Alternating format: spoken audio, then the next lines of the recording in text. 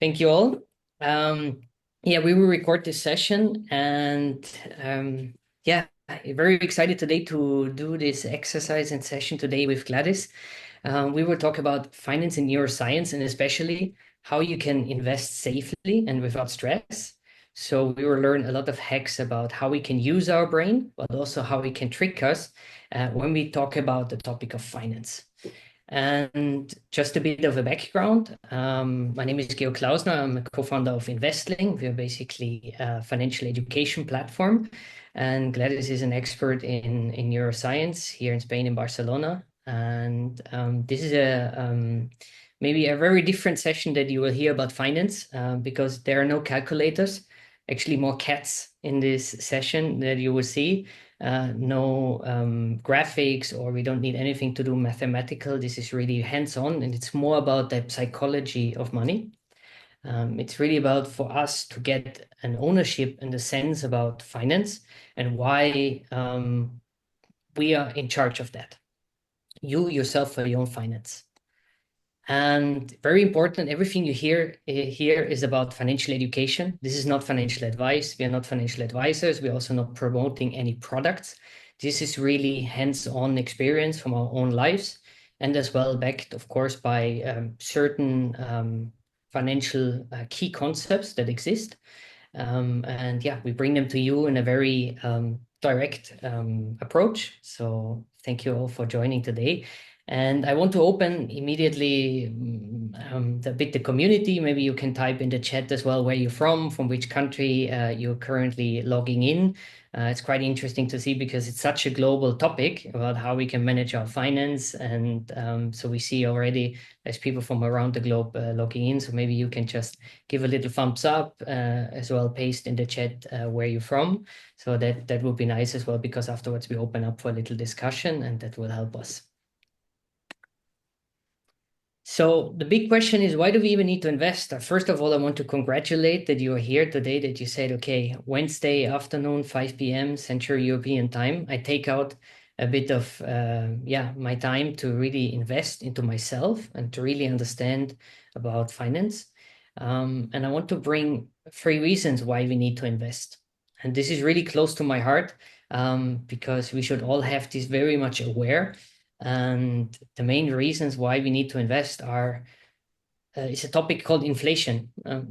Every one of you heard it, but it's a pretty straightforward example for you. So if you go in a restaurant today, here in Barcelona on the beach, for example, and you order paella, you will pay 20 euro. But when you come back in a year, it will actually cost you more. So this is a key concept that's generally not bad. Prices are rising, companies are making more money. But unfortunately, this is happening sometimes too fast, and our salaries are not keeping up with the price rises. And the reason behind this is if you personally lend some money from a friend or a bank, one day you will have to pay back plus interest on it. So that's basically how we have to follow those rules. Our governments, unfortunately, they don't have to do that. They have a special trick. What they can do is, if they run out of money, they call their central bank and they ask them to print more money. And if that happens, then basically more money is poured into the economy, and this is actually deflating our money. It actually gets less value. Let me give you a more hands-on example. Let's say you have a vegetable store and you are selling tomatoes. And let's say in the morning you sell 1 tomato, which costs 1 euro. And the person is coming into the store and wants to buy this 1 tomato for 1 euro. It's a pretty clear example of supply and demand, how basically you can sell this tomato for 1 euro. And if in that day that the government is printing more money, and the same day you have 1 tomato, one which costs 1 euro, you have basically 5 people coming in and wanting to buy the same tomato. So what you will do is, if there's more people chasing your product, you can just raise your price because one of those 5 people will pay more for it. And that's what happens when more money is pouring in. There's the same product, but actually more money chasing it, and then prices are rising too fast. So when you work every week, you put your 40 hours in, you bring home your money, you get your payslip end of the month. At the end of the year or at the end of the month, there's always an inflation. It's in general in average about 3%, but in years like COVID, you have sometimes up to 10% or 7%. So every day your money is in a bank account, not doing anything, it's burning away. So that's very important for you to keep in mind. If you don't make your money work for you, it's losing value. That said, this is not the only challenge we are facing. What we also have is we have a demographical change. So if you count that you have your money in your bank account, and when you retire one day, this will be enough for you to sustain your lifestyle and to have healthcare, then this plan, you really have to think it through. Because right now, our demographic system is like this. You pay taxes every week, every year, and this is basically used for our elderly. So let's say our parents, our grandparents, and when they need support, our system pays for it. That's for us who work nowadays, basically financing them. So now we have more old people, but also less young ones coming afterwards because we have less children in more developed countries, even more than in emerging countries. Then there's a disbalance. We are not sure how much money will be there once we retire. We can see this already in Germany or in Austria. You maybe retire with 5,000 euro salary, but the day you have your retirement, maybe you just earn 2,500, which is half of it. So from one day to another, you just earn half because the government cannot pay this 100% what you earned before. And then we also don't know how long we will live. We will live actually usually longer. So you cannot count that with 60 you will retire with 65. Governments will gradually increase this. Maybe you have to work until you're up 80. So think about it, make a plan. It's really important to think, how long do I want to work? How do I want to work? How do I want to age? And you see our cat here as well, it's getting older as well. Yeah, we should think about how we can afford food for them. And then we have the third very important topic, which is actually touching us right now. And we're still not aware of it, how much it is. It's about the AI, artificial intelligence. It's the innovation that basically changes all of our industries. And this topic of job security, this term, where you can really say, I'm sure the next 10, 20 years I will work in the same job. That's not really existing anymore. And with AI, it's changing even faster in any industry. So we don't know if in 5 years we maybe have to switch the job, or we are getting laid off, or we actually want to take a year of sabbatical and say, hey, I want to rethink myself, take a year off, study something new. So if you are planning this or even not, like you need a kind of a cushion, you need some money that supports you in those times. So those are the reasons why you have to develop an investment mindset, where you have to think every month, every week, what should I do with my money? Just letting it lay around, burning away, is not a sustainable solution.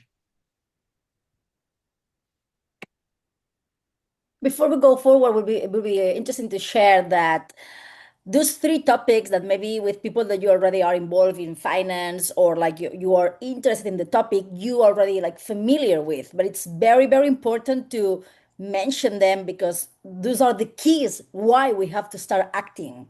And that's like when we talk with friends in a coffee shop or like with our family, we need to tell them that we need to take responsibility and action with our finance. It's not just like, oh, it's so good to have so much money saved. My grandma used to say in Catalan, qui no guarda quan té, no menja quan vol. That means like, who doesn't save when you have money, you will not eat when you want to eat. That's a really like a war, post-war mentality, right? And it's true. Like, well, when our parents were saving money, this money can keep in a box or in a bank for years, and then when you take it out after those years, had the same value. But like, I mean, most of you are living in Spain, and you know how are the prices rising. Just, I don't have to say even the 20 years. I just have to say 5 years ago, buying a beer or buying or going for a restaurant, what is your average ticket when you go to a restaurant? So you don't have to be And you don't have to have an MBA in economics to understand that the economy, it's like it's getting worse if we don't take action. Yeah. A great example. Thank you, Gladys. And yeah, basically in school, we learn some basics about finance, but not about our personal finance. We learn to count, we learn the topics of supply and demand. In university, you maybe have a specialty course about statistics, which doesn't help you at all to think about your personal finance. But then we have a source that we can actually go to, but it's also, of course, not that always as reliable. It's friends and family. I personally have received good financial advice, but also not so good financial advice from friends. So the only person we can really rely on in financial education is ourselves. And we know how it is. You go out there on YouTube, you find a lot of information, really good one, but there's also a lot of gurus. Guys promoting things with a Lamborghini. Exactly. So So there's be a good to lot trust of these people as well. there is a huge wood out there with information, and you have to really go through it and find the right thing. But let's go a little bit in this topic about where do we get our first financial education? It's our parents. It's the people we look up to because they care for us. And I'm sure if you do a survey here and you can give a thumbs up, then it's like, if you ask them, what should I do with my money? They will say, save as much as possible. Put it in a bank account. Just keep it because whenever you need it, you have it accessible. And the money in general, the bank is also usually kind of safe. It will be there. The second, what they will say is, you should get a real estate. You should get your own house, your own flat, because you should live in it and that's secure. And when something happens, you always have the place where you can go home. We understand that's normal for our parents for a generation before because home ownership was easier. Doesn't matter where you live right now, if you're in Vienna, Barcelona, Mexico City, in big cities, the cost of apartments are rising. And for our parents, a century ago or a few centuries ago, was much easier. So getting a real estate was, of course, a very logical thing for them to do. And also in the banks, if you left money in the bank, you got up to 10% in return. So maybe inflation was sometimes higher as well with 5%, but still you made money when you left money in your bank account. Now it's not like this. You lose 3%, and now in my Wise account, I get 1%. So still I'm losing money. So that's basically the advice we get. And the only thing that they had as well as an access was like going to the bank and talk to some local guy who told you to invest maybe somewhere. You were not sure if they're selling their product or not. So that you should think about, like, this is your life and this is a different generation. So yes, we love our parents, they give us good advice, but you should always rethink if their model, if their concepts, if their thoughts and their fears and motivations also fit your lifestyle and your decisions and how you want to design your life in the next 30, 40 or longer years.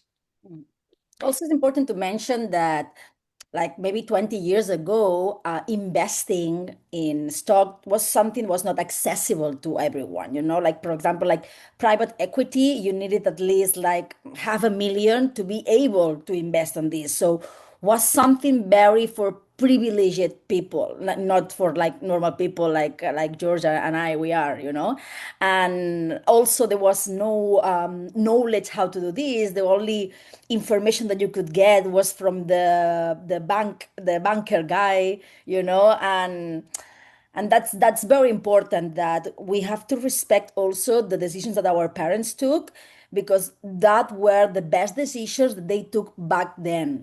Sometimes we try to push them saying like, we want to do things different because this doesn't work anymore, like buying a house maybe it's not like the best thing, it's very hard, but they did their best in their moment, and we need to be like tolerant with this as well. Thank you, Gladys. I leave you this sentence on this topic, and it's very important for us. Buying a home is not an investment. Buying a real estate could be an investment. Let's dive into that. Let's say for you, it's very important. You want to have your house, your apartment, you want to put your own curtains, you want to move in with your family, you want to have kids, and you have your own place, an apartment and house, either on the beach, in the mountains, or somewhere in a cool city. If this is your lifestyle and you want this, then of course you can do it. Then it's your lifestyle decision. Nevertheless, if you do it, you should make up a financial plan.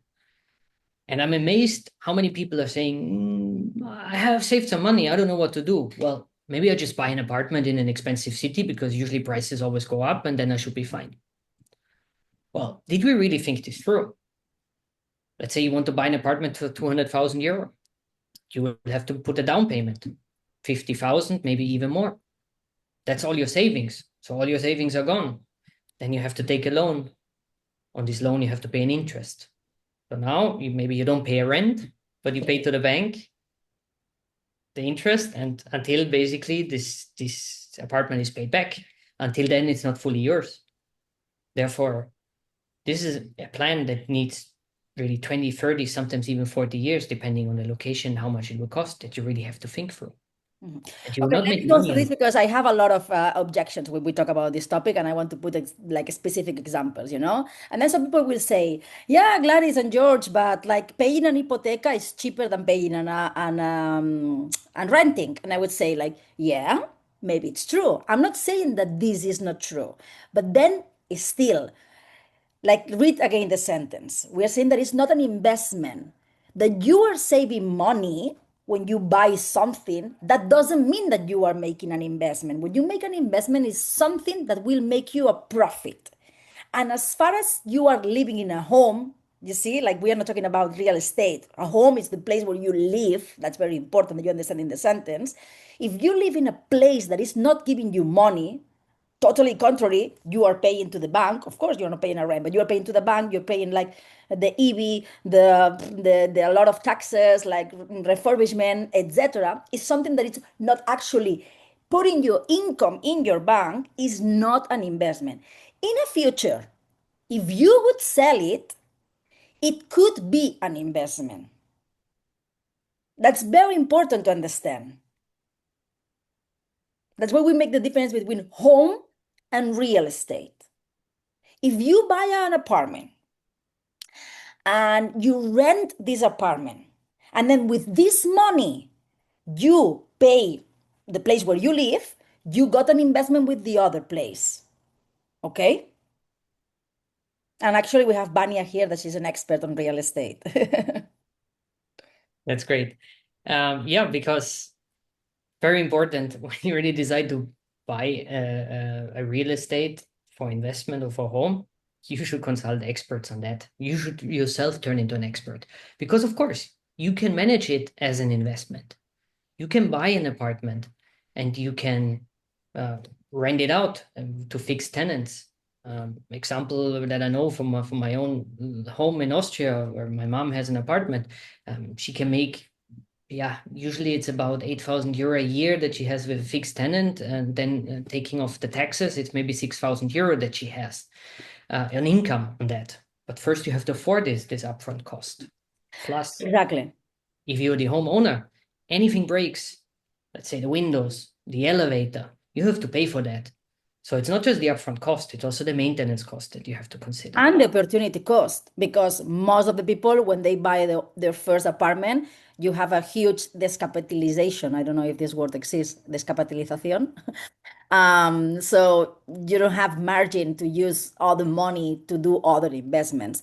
And again, we say that real estate, we are not saying that they are not investments. Of course, there is investments in real estate, but it's not the only option that we have.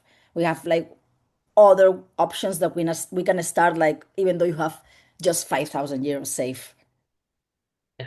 And which And bank gives you also an hypotheca nowadays? Also, that will be another topic. yeah, and you can, of course, say, okay, I want to rent it out to holiday rental. I want to make an Airbnb out of it. A lot of people thought about that and did that in Barcelona. People from Germany or Netherlands coming here, buying an apartment and then maybe renting it out. Also, that can change. The government can say, we are not allowing any holiday rentals or Airbnb anymore. So if that happens, your business plan changes dramatically. So take that in consideration. If you think about what should I do with my money? I have no clue. Let's buy an apartment or a house. Contact experts, turn yourself into an expert, and just then take a decision. But because this workshop today is called How to Invest Safely and Secure, we want to show you some other options and also tell you how how some tips and tricks, how you can think and calculate this through for yourself.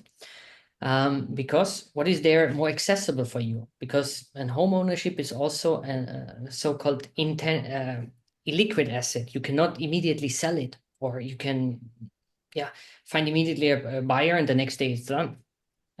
It also takes some time, has extra cost. So what is out there? If you think about it, it's like, okay, George, Gladys, you told me the problem. We have to do something with our money. Buying a house is not. What can we do? Well, let me show you, or let me give you an example. Gladys herself, she worked for Apple here in Barcelona. And luckily, she had a nice colleague who gave an advice. It's like, you work hard every week, but put some of this money aside, invest it, buy a share of Apple. So what does that mean? If you buy a share of Apple, of a company, it means you turn into a shareholder. So part of the company belongs to you. Companies do that, they give away parts of their shares so they get more money, and with that they invest it to make new products, a new Apple, a new iPhone, then the next generation of their product that they want to do. And of course they hire people, they invest in new innovations. And Gladys did that. She took 3,000 euro, put it there, and then she did something very magical. She forgot about it. She didn't really think about it. And 10 years later, she opened her brokerage account, and the 3,000 euro turned into 50,000, 53,000, I think it was. So the 3,000 just turned into a lot of more money. And she took one action. She took a decision, bought it, and then actually she waited. So actually 3 things. But that was the very simple approach she took. And that's basically, if you talk about the concept of a stock, you can also, once you buy a stock, you actually can study more about the company. You can go to the shareholder meeting, you can do votes when they take decisions. Of course, if you have free stocks of a big company, that's not enough. You have to buy millions of it, like big banks do it. But it's really the concept of owning something that actually makes money while you just continue with your life. Imagine all those people working for Apple, building new products, launching the next iPhone, and then bringing out something new. While you work, they also work. And then when the stock price goes up, the company gets more valuable. Also, your investment rises. But then you say, okay, thank you. That's a nice advice. But Gladys took the right time. She worked for Apple and she knew the company because she had the insights. But maybe you feel unsure about that. Like, am I sure? Should I really put money now in Apple? They are not even able to build a good AI solution. So should I really do this now? Don't stress out. There are other options for that. Let me tell you something, a next term. It's called a fund, un fondo in Spanish. Imagine it like a bouquet of flowers. It takes a bit of Apple, a bit of Coca-Cola, some Microsoft, some Tesla, whatever other company. It's basically products you find out there in your brokerage app. And what they do is, let's say you take those 3,000 euro that Gladys also invested, and it spreads it between those investments. Usually it's based on the size of the company. So the bigger companies get a bit more, but it basically spreads it. So you don't need to choose one winning horse. You can just say, I want to bet on one industry. We have one example here, the S&P 500, Standard & Poor's. That's a company that basically created this index, Standard & Poor's 500, the 500 biggest companies of the United States. So this fund, tracks that. So if you invest in there and looking at it historically over the past centuries, there's an average return of 7%. It's not linear. Sometimes it goes up. One year you have 20%. Maybe some other years you have minus 3%. But in average, it makes 7%. And nowadays, this is very much standardized. It's called actually ETF, exchange trade funds. So with a set rules, computer basically tracks the performance of those companies. And let's say one of those 500 companies goes broke tomorrow. automatically they take it out, and the next one, the 500 first one, moves into this one. So that's how it works. That's an easy access how you can put your money to work for you. You invest in it and it spreads it out. And we will learn more why spreading risk is very important. And also, just to give you an example as well, it's very cost effective. You create an account, you buy it, and it has a very low margin of cost per year. It's 0.2% usually of the invested money that you pay per year just to maintain that.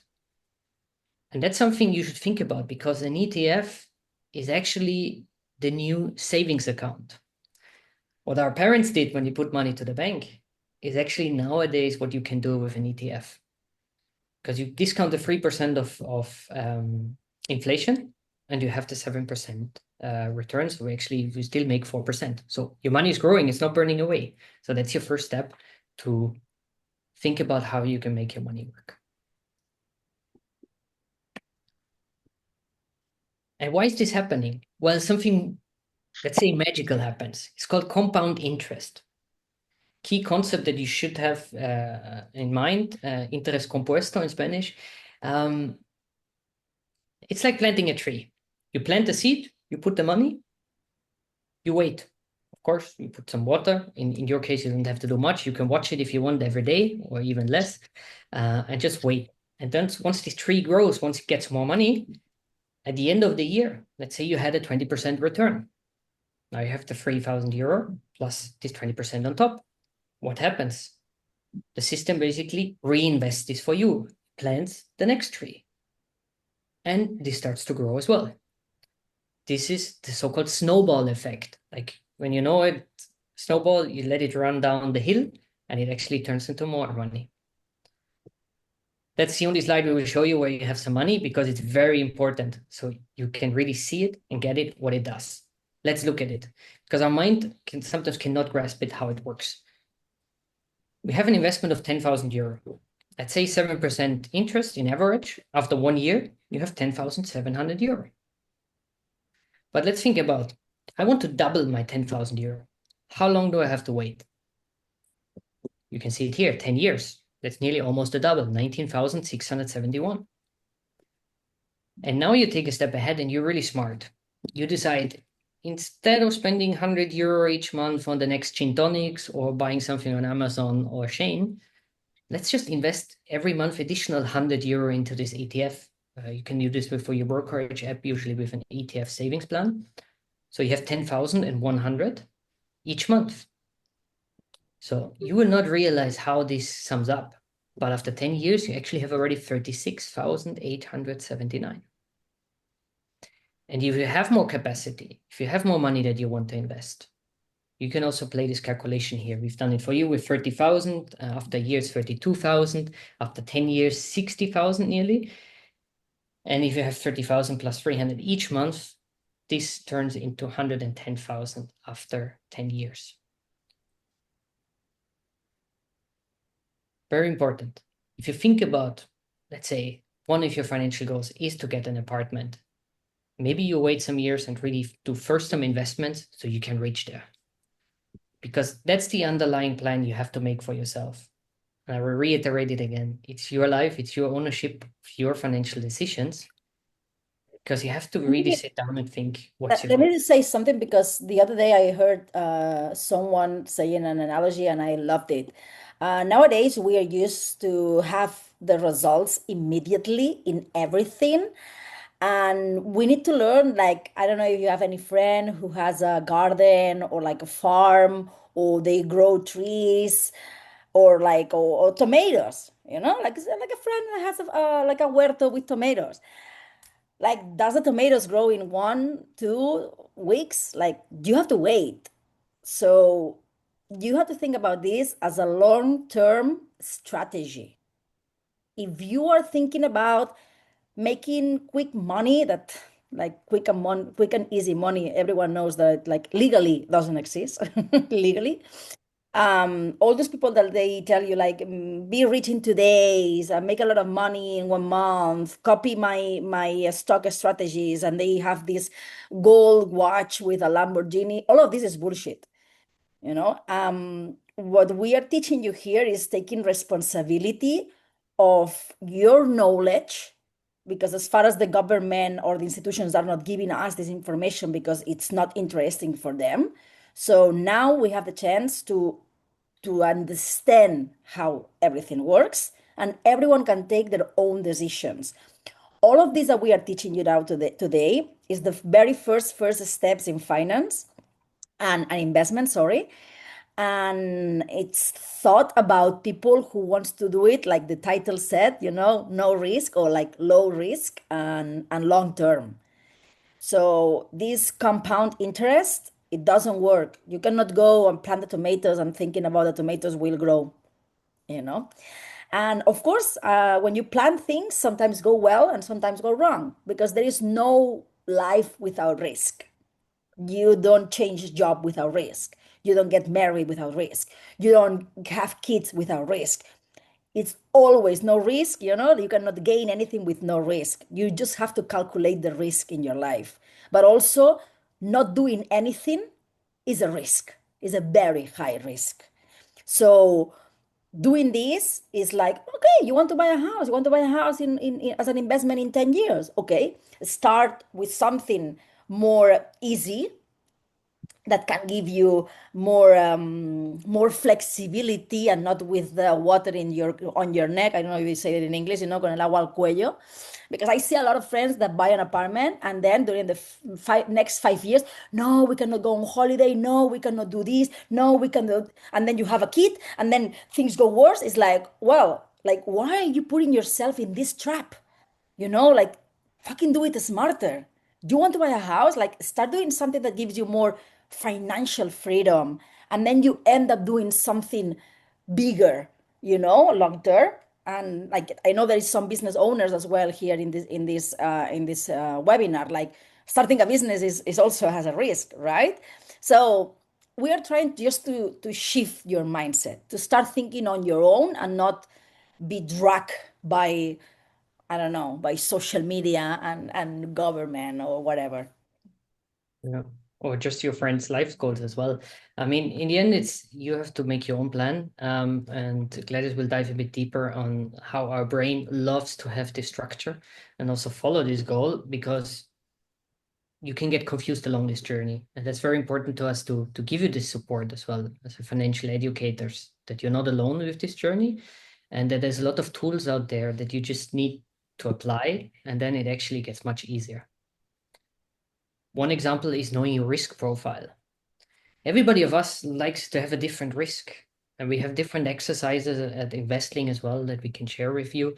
Is about how to find out, am I a person that actually wants to sleep well? And if Donald Trump tweets something weird and all my stocks go down 20%, like, some people get super nervous and like cannot handle this. That's important to know. So based on your risk profile, you choose the different products you want to buy. So that dives into that you should really bring through, is my investment decision actually fitting to my own personal profile? Does it fit to my lifestyle situation and how I approach life? There's some more higher risk takers, and they take it into consideration. They want to arrive early at their goal, but they take this risk. So that's very important. We have it here. Investing is like dating. Not every strategy is your type. Very important. And it doesn't work also like, oh yeah, my friend does this, so we are really similar people, we have similar incomes, and I will copy this because I think it's interesting, right? So it's very important that we take our own decisions based, because everyone has different tolerance to risk, and everyone has different goals in life. But there's one rule that works for everyone. It's called diversification.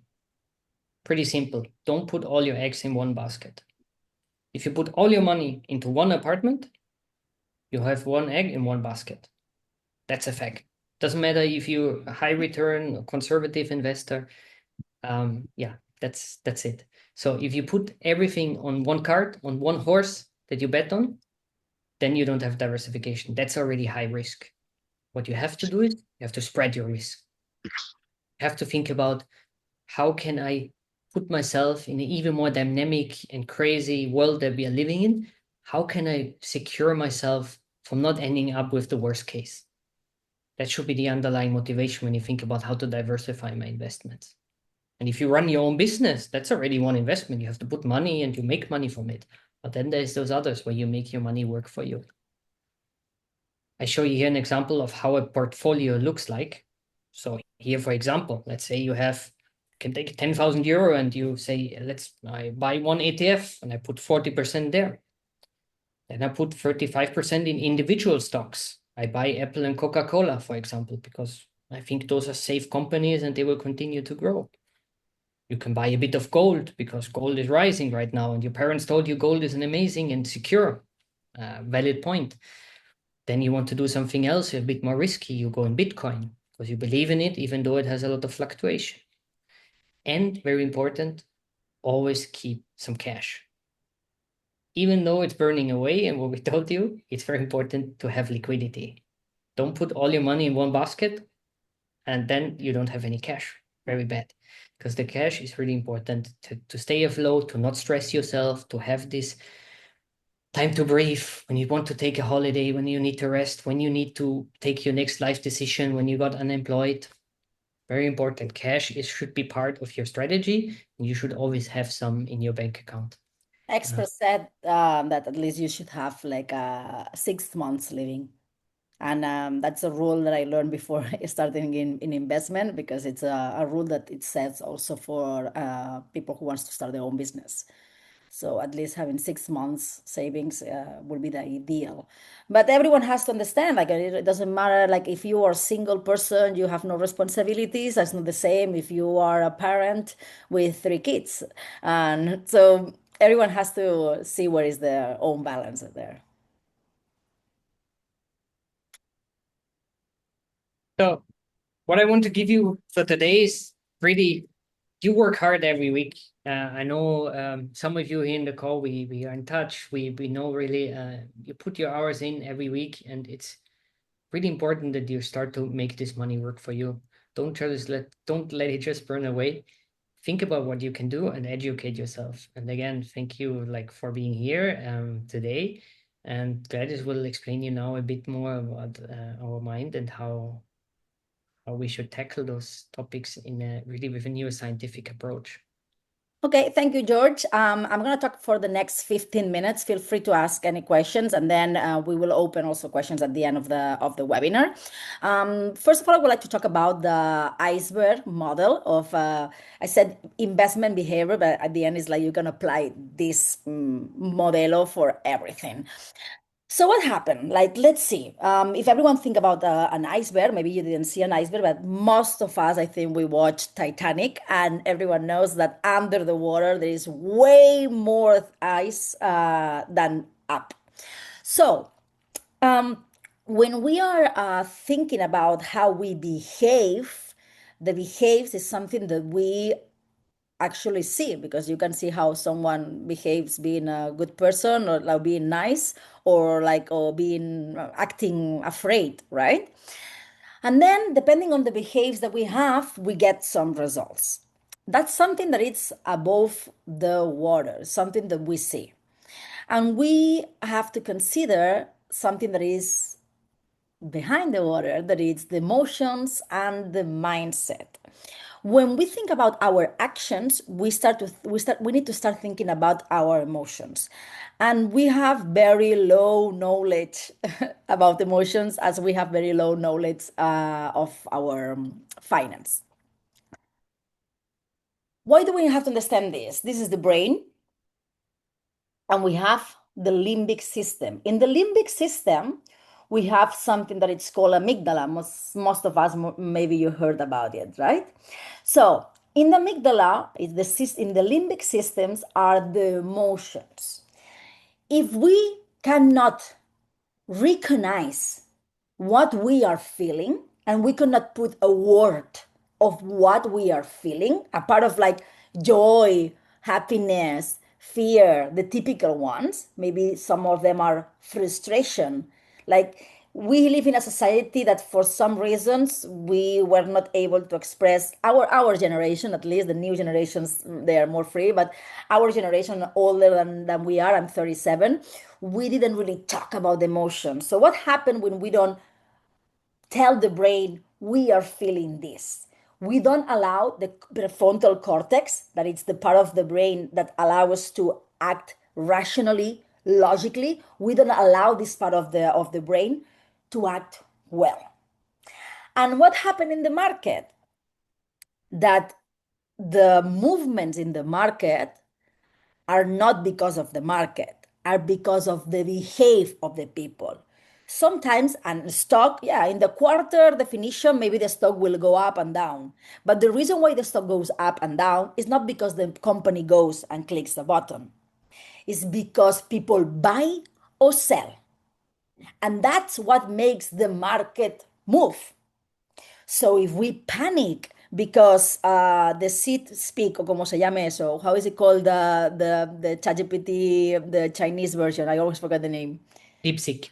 DeepSeek. You know what happened with DeepSeek? Everyone who's a little bit in investment, you know what happened, right? DeepSeek launch and everyone panic, and then Nvidia will be shit and ChatGPT will be shit, and then the stock goes down. And actually, after 1 month, the stock went even upper than before.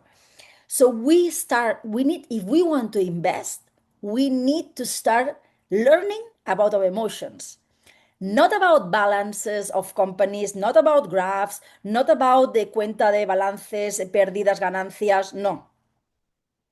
That's a step, definitely is something that we have to learn. But before that, you have to learn about yourself. You need to learn how you manage your emotions, understanding what do you feel and how do you feel in the moment that you're going to make an action. And that means buying and means selling. Okay? So, can you pass the next one? Because I don't have access. I would like to show you this picture. Like, I think everyone knows Picasso and Dali, amazing artists. And see, both of them, what are they painting? Are they painting an egg, right? But how Picasso, the guy on the left, is painting the egg? And how Dali is painting the egg? Completely different, right? But if you will have the chance to have met them and you will have a question about painting, because all of them are very professional, right? If you will have a question about painting, you will go both of them to ask, like, hey Picasso, I want to paint this. Like, how do you think I should paint it? And the same question will have a completely different answer. But both of them are professionals, both of them are experts, both of them are amazing painters, right? The same happen when we are taking advice of finance expert or whatever fucking guru expert. And that's something very important that we have to understand. You can listen people, but they don't have the right and the correct and 100% answer. So if you want to screenshot this image, because it's very, very important that you remember this topic, because self-knowledge and not, it's not about not trusting, because I would trust both of them, but they have different perception about life. Everyone see the life in different glasses, and that's something very important to consider. Now you can pass the next one. So I was saying before, it's not the market that makes you lose money, it's your reaction to it. So emotions run faster than logic, and we have to take more knowledge about what we feel. Stop when we are going to make an action of buying or selling and say, what do I feel? I feel FOMO, fear of missing out, right? I feel excitement. I feel urgency. What do I feel? You see, like there's a lot of emotions more than just fear and joy. Like you can also go to Google and see and download, or ChatGPT, whatever you want to use nowadays, and download the circle of emotion. Then you will start seeing that it's like, that's an emotion too.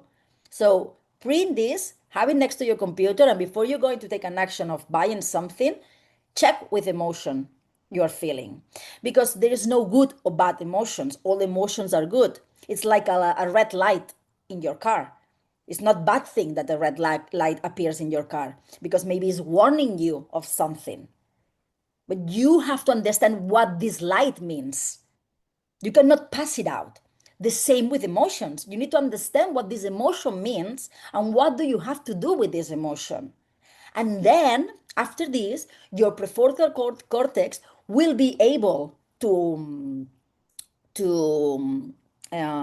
work better. Okay.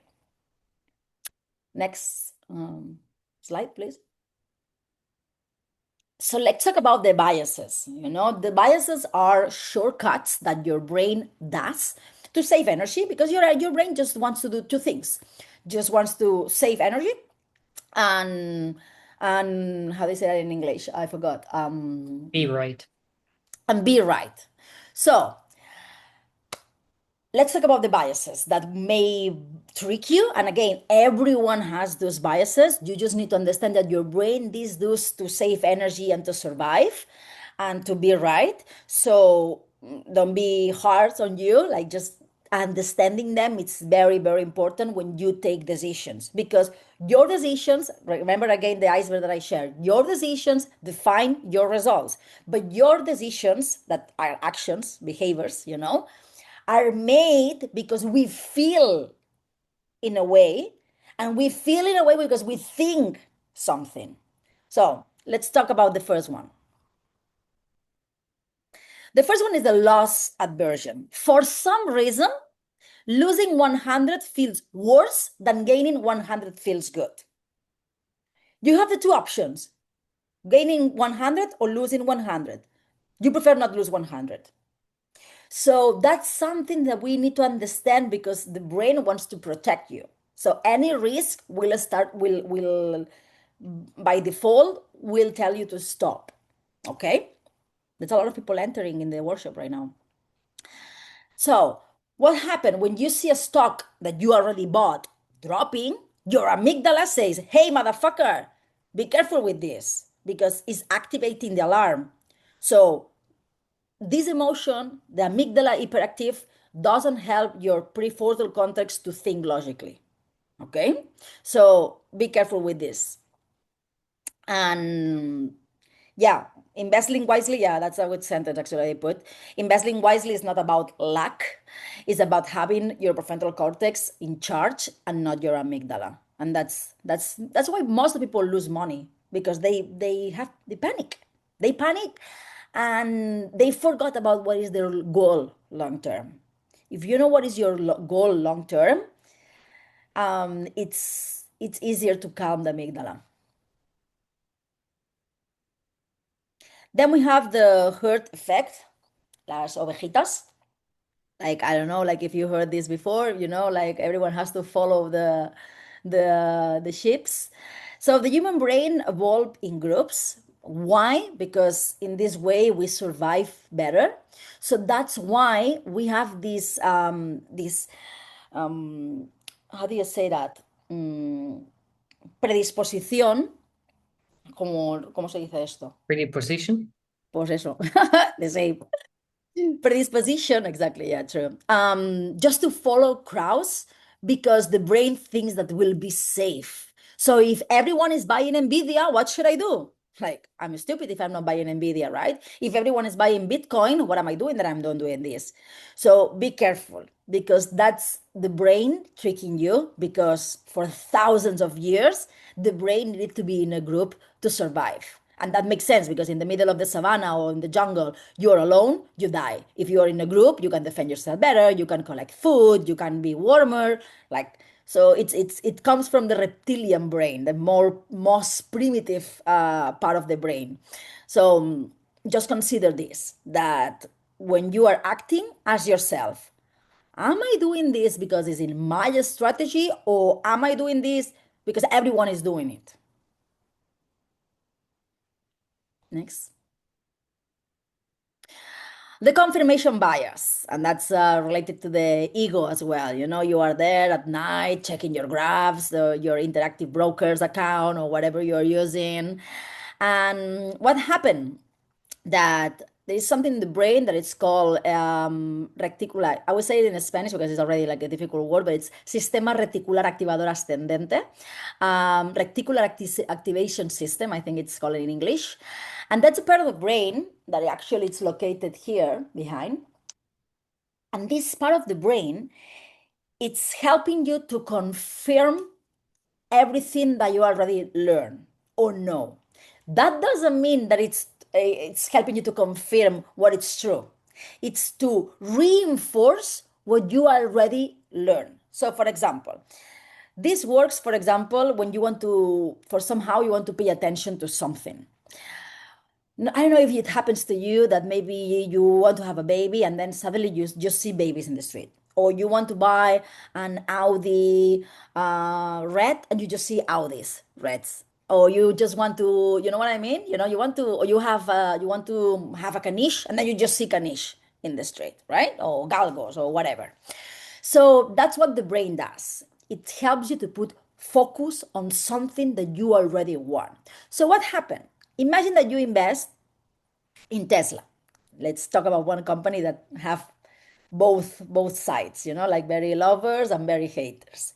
If you buy Tesla because you took this decision, your brain want to reinforce that you took a good decision. So you will just see news that reinforce how good is Elon Musk, how good is Tesla, how good is the cohete that goes to Mars, whatever.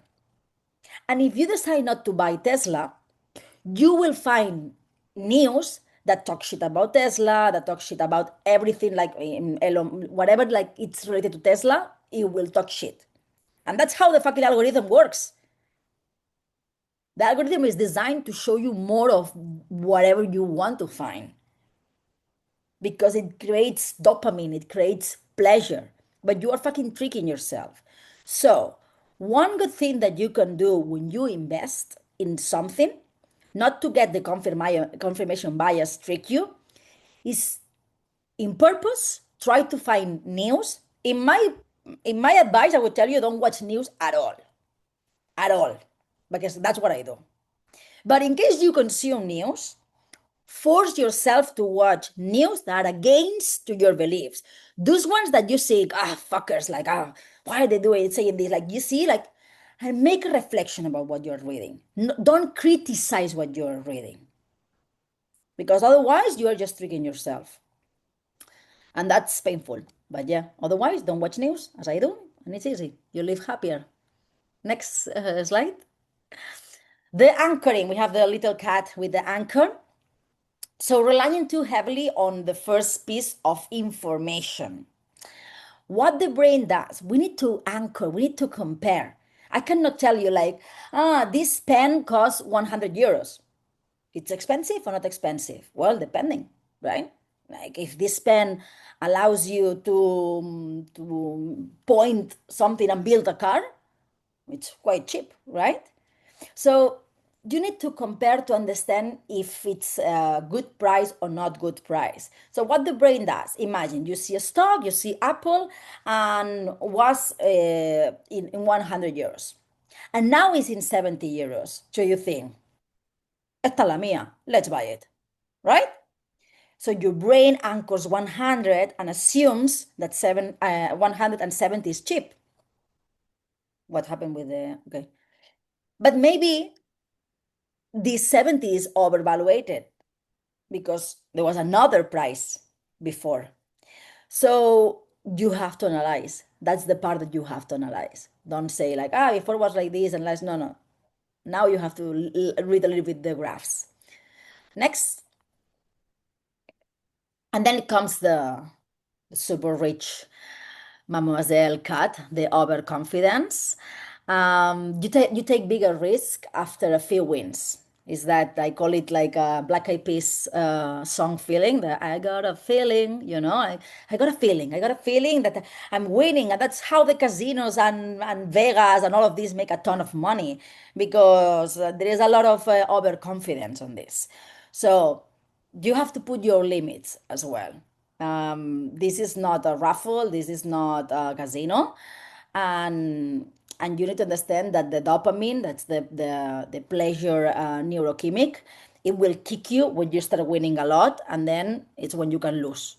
So keep in mind always what is your purpose, what is your long term and also your short term goals, because that will keep you on track when you are winning and when you are losing. And that's the best advice I can give you also as an entrepreneur. If you know your purpose, if you know your long term goal, that will help you to keep your feet in earth when things go well, and also will keep you very resilient when things are not going well, because you know your purpose, you know your long term. If you are just doing things for money, well, good luck in life in general, because what a sad life. But that's my opinion, of course. So, next one. Yeah, that's what I was talking about before. I always put this presentation, this slide in case I forget. But yeah, dopamine is the molecule, the neurochemic that kicks you to give you pleasure. It can give you pleasure eating a pizza, having sex, also winning a lot of money in stocks. So be careful, because when we have this regulated, can trick us.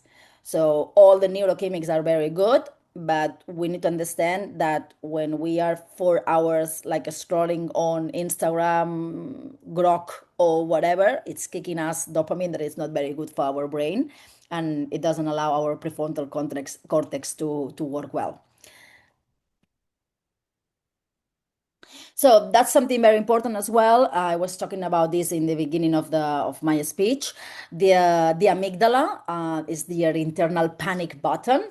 So when we have an input, the brain doesn't. That's the reason why sometimes we lose the papers. I know he said in English, when we have a reaction that we didn't want to do in this moment, because when we receive a communication, when we receive an information, this information penetrates the brain, and like it doesn't go to the rational part, it penetrates the brain, goes to the amygdala within like less than a second, 0.2 seconds, and to go back to the part of the brain, the frontal cortex, that allows us to be logical, to plan, to be rational, it can take 2 seconds.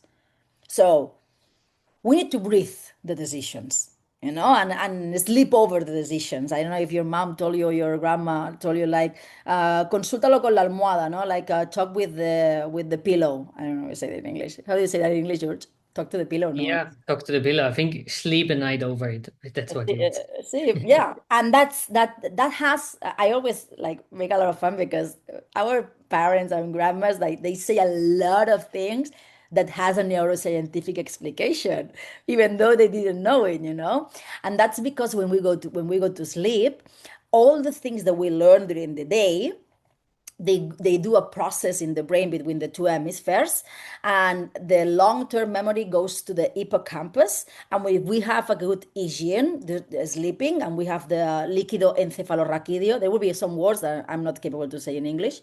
Encefalorraquídeo is liquid, I don't know, whatever.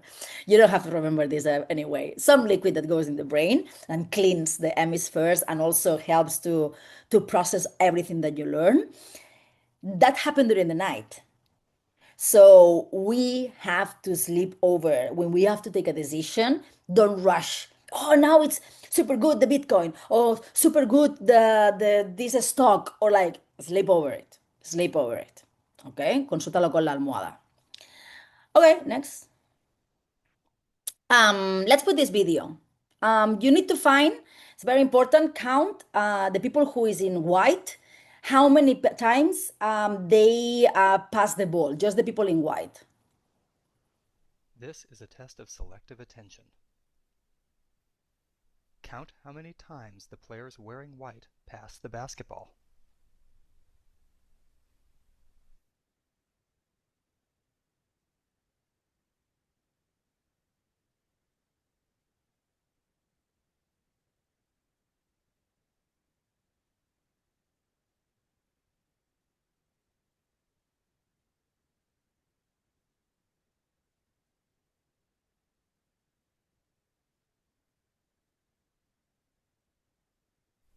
How many passes did you count? How many passes did you count? The correct answer is 15 Just passes. put it in the chat. But did you see the gorilla? So,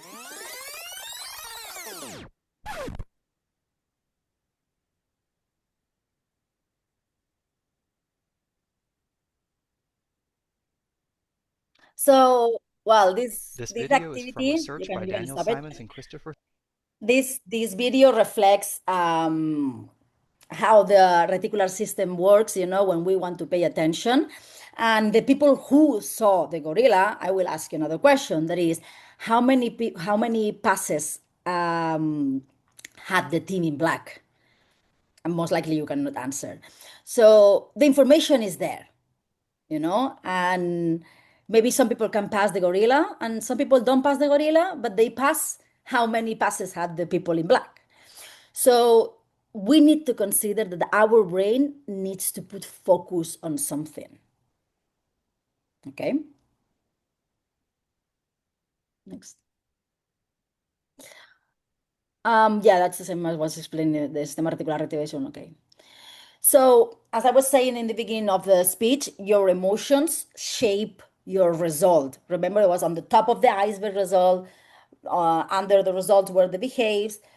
Below the water was the emotions and the thoughts. So, your emotions are going to shape your results. So, before learning about graphics and balances económicos, learn about your emotions. So, how to hack your brain before you invest? Pause before reacting. That sounds like, oh, it's obvious. Like, yeah, well, most of the people don't do the obvious, Pause and breathe. Because when you are breathing also and you breathe with the nose, the neurons and the electricity in your brain will go to alpha system. And from alpha energy, you can take better decisions because the prefrontal cortex works better. If you are in high beta, not. And just connecting with your breathing and pausing, it's very, very important to take better decisions. Labeling the emotions, it's demonstrated by a ton of studies in neuroscience that just because the emotion is irrational, you don't need the language to feel something, right? But to use the prefrontal cortex, you need the language.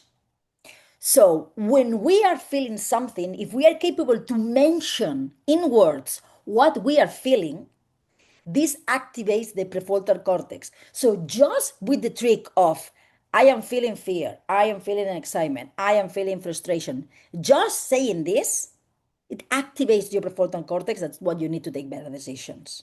That's a very easy trick, okay?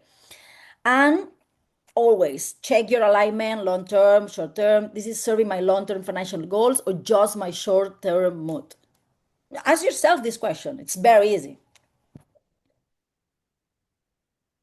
And as I was said, lead your finance decisions with your brain and your heart. Thank you so much. Thank you, Gladys. That was amazing. Really great input and a good insight into what we're building here when we talk about financial education. Just to give you a recap why we did all of that. We learned today money is losing value. We have to do something. There's a lack of guidance. We don't know really where to go. And the reason why is because we don't really have a financial education system. We don't really know where to go. We can find a lot of people on YouTube maybe helping us, but there are really experts out there. And the idea is bringing all of that together and make it for you digestible and very accessible and easy to learn. And yeah, that's why I want to present you shortly what is Investling. We are your financial education platform we're currently building. And very important for you, oh, have this twice, for you to give you a bit of an insight what we are doing here. So we're building a video library where we explain you all of those concepts from inflation, also about all the neuroscientific part that you just heard from Gladys in a very digestible way. We are building short videos, perfect for our busy TikTok minds, maximum 3 minutes. But it's not like you just watch some videos and you're a perfect investor. That would be very nice and easy, right? But it's the same with skiing. If I show you a lot of videos of people skiing in the Austrian Alps, you will still not be able to go down the mountain. So we know how important it is. Personally, I was very lucky to have a great mentor, Gerold, who is now actually my co-founder for investing, who really helped me a lot into getting my investment setup done. And together we are building this whole content for you in a really structured way, and to have your support during this journey. We have a lot of practical exercises, so you can train with fake money. There's a lot of exercises, and we have integrated an LLM, so your own chatbot, your mentor AI, so your own ChatGPT that's really trained on all of those concepts. So all the exercises are very interactive. It's not like you're sitting there watching some videos and then you feel lost again. We really want to create something engaging where you really learn and really apply it. Because just by doing, you will feel confident. You will lose the fear, you will try out things, and we're building this all in a safe environment. So that's what we're doing at Investing. It's really the highest approach for us, and highest importance is to bring the best financial education to you, and we make it very accessible and fun with a lot of perks and gamification between the modules. Very important for you as well, what we are not. So investing is not the quick solution to earn the next millions driving around with your Lamborghini in Dubai, because we're not promoting the next shitcoin. It's not about getting you into some pyramid scheme or promoting some products. And especially it's not something to force you into something that you don't want or need. There's of course some guidance. We explain you what an ETF does, and there's some personal experience to it. But it's very much leaving it open for you to take your own decision. That's very important, which is close to our heart. And just to give you a preview about, like, it's really a structured 10 module course. It's self-paced, so you can anytime sign up and then do it in your own pace. Really building the foundations about what is investment terms, what you should know when you start to read as well, that you understand the terminology. But there's also topics about sustainable investments. So if you want to say, I want to put more purpose in my investment decisions, I want to also choose companies that fit my own values, there will be a module about that. We will share a lot of tips, tricks, and tools about AI in investments. There's a lot of things, how you, for example, curate content better, that you don't have to go on 20 websites and search for the right information, that it comes to you, or to compare different stocks with different software to see, okay, how can I really take an informed decision? So there's a lot about this topic. There's also info about tax efficient investing that you can use or not, depending on where you live. And very, very important, the risk management part. Really, it's always about building your portfolio, diversifying, and taking the safest decision possible for your own personal journey. So if you're really interested in that, watch out. It's really for savers who are ready to grow. If you have 1,000 euros saved or 100,000, it works the same. It's really for people who are safety first investor, which means I want to learn it from the ground up. I don't want to chase the next 1 million in the next 2 months. It's really about that, learning it gradually, week by week. And for people who want to say, I want to take my financial independence in my own hands. I want to make my money work for me.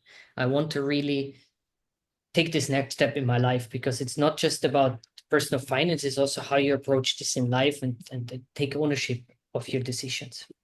And of course, we will build as much as possible an online community where we really say we can connect students, also find an alumni club so people can get in touch. And if there's some passion really sparking on investment, of course, we want to retain that and connect you. And in general, everybody who wants to grow and learn is very much welcomed.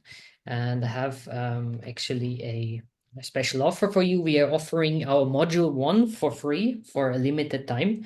We are just about to finalize it, and you will get access to the first module, interactive learning. Really get the first videos, the first exercise. It will contain a lot of those basics, what we learned. What is my risk profile? How is my time horizon? How do I structure that? So there's a lot of that will settle for you as well. Your finance strategy, where do I want to go in life, what do I want to do with my money. That's really the core of module 1. And from there, we are building out until end of this year the other 9 modules, where you, of course, as a first tester, will have early access and special discount. And so if you're up to that, you can, of course, reach out to me or anytime apply. pretty easy on the website or here through Apply. We will also share this presentation with you afterwards. And now, yeah, I want to thank you very much, especially Gladys, for joining us today. She gave us a really, really great insight today about the topic about neuroscience. We will cover this in our video session as well, in the videos in the platform with a lot of exercises inspired by Gladys as well. And yeah, stay in touch. I can also recommend a book if you type on Amazon, Gladys Kali Neurohacking, if you really like that. It's great tools for your own personal development, especially for your financial journey. And of course, if you want to stay in the call, have a chat, ask some questions, you're more than welcome. Anyone else, of course, thank you very much. Have a great day in the evening. Thank you so much. Bye-bye.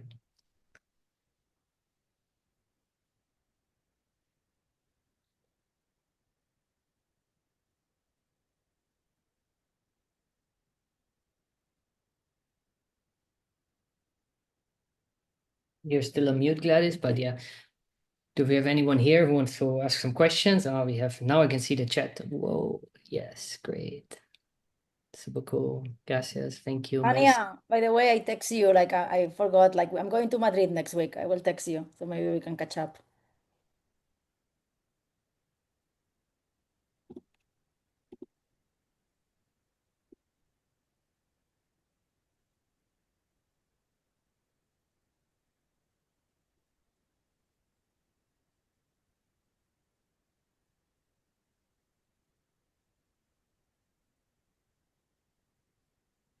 Okay, ciao. Bye bye.